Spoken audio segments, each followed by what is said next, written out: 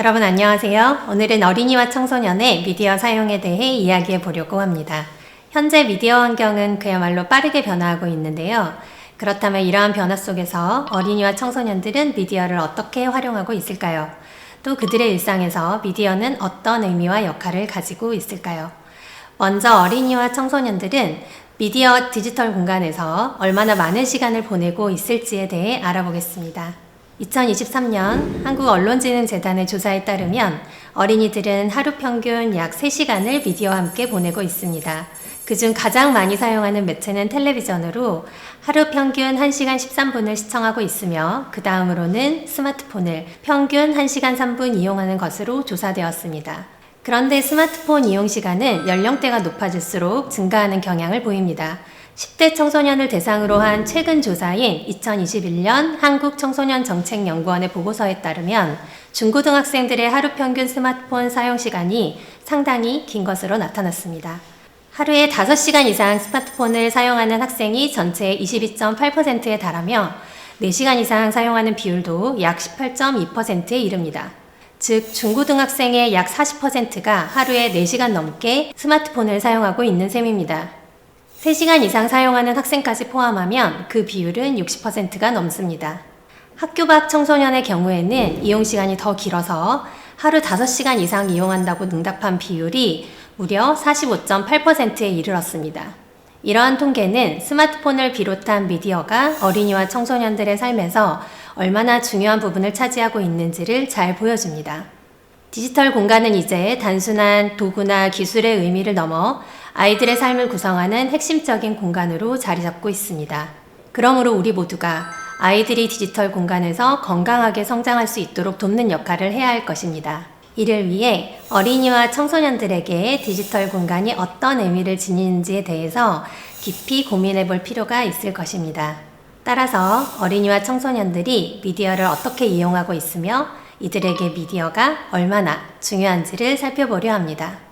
어린이들은 미디어를 어떻게 이용하고 있을까요? 그리고 미디어는 어린이들에게 어떤 효용이 있을까요? 이 문제를 살펴보기 위해 저는 2023년 한국언론진흥재단의 조사 결과를 바탕으로 해서 초등학생 이서의 하루를 구성해 보았습니다. 이서는 하루 동안 여러 디지털 기기와 함께 시간을 보냅니다. 아침에는 스마트폰의 알람으로 하루를 시작하고 학교에서는 수업 중 태블릿을 사용해서 학습 활동에 참여합니다. 집으로 돌아와서는 유튜브에서 숏폼 콘텐츠를 보면서 시간을 보냅니다. 저녁에는 스마트폰을 통해 친구들과 메시지를 주고받기도 하고 텔레비전을 신청하거나 메타버스 플랫폼에서 가상놀이를 즐기기도 합니다.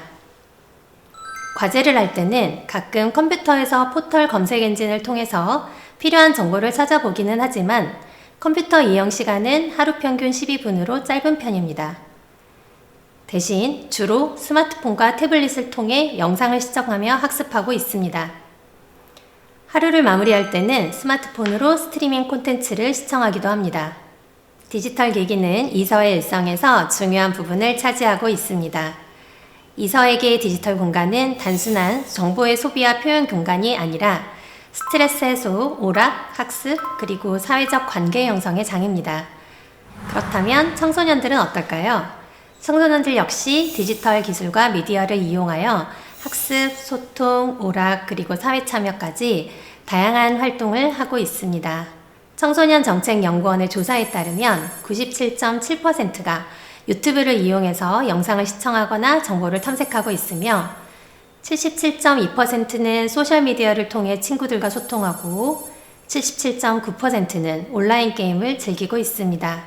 특히 코로나19 팬데믹 이후 66% 청소년이 미디어 사용 시간이 늘었다고 답했습니다. 또한 53.4%는 스마트폰에 대해서 없어서는 안 되는 소중한 물건이라고 응답을 해서 미디어가 청소년들의 일상에서 얼마나 중요한지를 잘 보여주고 있습니다. 청소년 통계는 팬데믹으로 인해 미디어 사용 시간이 증가했음을 반영하고 있는 통계이기는 합니다. 그렇더라도 스마트폰을 중심으로 한 디지털 미디어는 단순한 도구가 아닌 그 자체로 청소년들이 학습하고 놀고 소통하고 살아가는 중요한 공간이 되었습니다.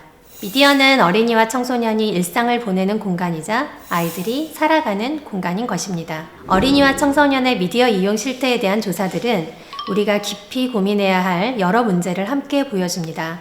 하나는 미디어에 대한 의존입니다. 한국언론진흥재단 조사에 따르면 24개월 이전에 텔레비전을 시청한 어린이는 약 57.7%, 스마트폰을 사용한 어린이는 29.9%에 달해 저연령 시기부터 미디어에 대한 노출 정도가 상당한 것으로 나타났습니다. 그리고 컴퓨터의 평균 이용 시간이 12분에 불과한 것에 비해 스마트폰 사용 비중은 훨씬 큰 것으로 확인됩니다.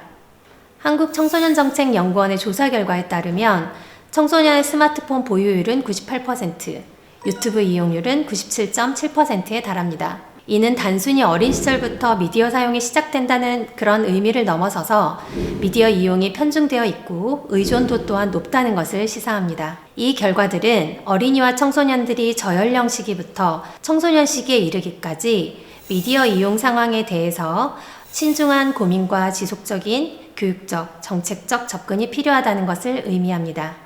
생각해 보아야 할 문제가 하나 더 있습니다. 바로 격차입니다. 한국청소년정책연구원의 조사에서 스마트폰은 대체로 모든 청소년들에게 보급되어 있는 것으로는 나타났습니다. 그런데 가정의 경제 수준에 따라서 청소년들이 보유하고 있는 디지털 기기, 예를 들면 노트북, 태블릿 PC, 데스크탑 PC 수는 큰 차이가 있었습니다. 여러분들께서 보고 계시는 그래프는 경제 수준을 하위, 중위, 상위의 세 수준으로 나누어서 디지털 기기 보유율을 표시한 것입니다. 경제 수준이 높은 가정의 청소년들은 디지털 기기를 보다 쉽게 접할 수 있는 반면 경제 수준이 낮은 가정의 청소년들은 갖추지 못한 경우가 많습니다. 말씀드린 바와 같이 디지털 공간은 학생들의 삶에서 중요한 부분을 차지하고 있고 학습과 소통의 장으로서 역할을 하고 있습니다.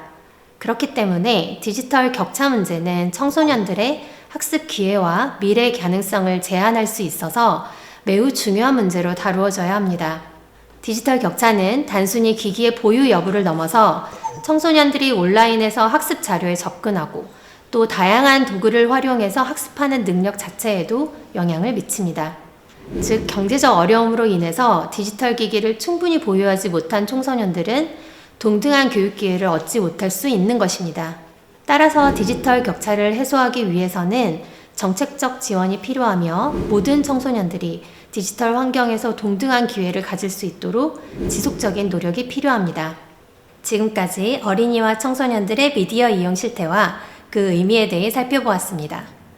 오늘날 미디어는 아이들의 소통, 놀이, 학습을 아우르는 삶의 필수적인 부분이 되었습니다.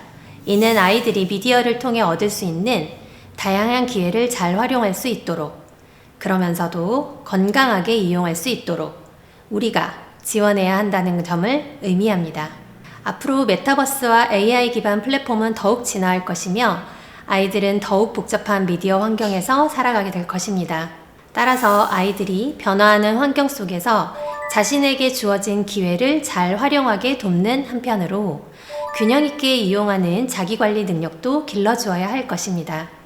그리고 이 문제도 기억해 주세요. 디지털 격차와 관련된 문제는 어린이와 청소년의 미래 기회에 직접적인 영향을 줄 수 있습니다. 디지털 공간은 기회의 장인 만큼 우리에게는 모든 청소년이 동등하게 접근하고 활용할 수 있도록 사회적 책임을 다해야 할 의무 또한 있습니다. 아이들이 건강하게 성장할 수 있게 하기 위해 여러분의 지속적인 관심과 노력이 필요하다는 말씀을 드리며 오늘 강연을 마치도록 하겠습니다. 감사합니다.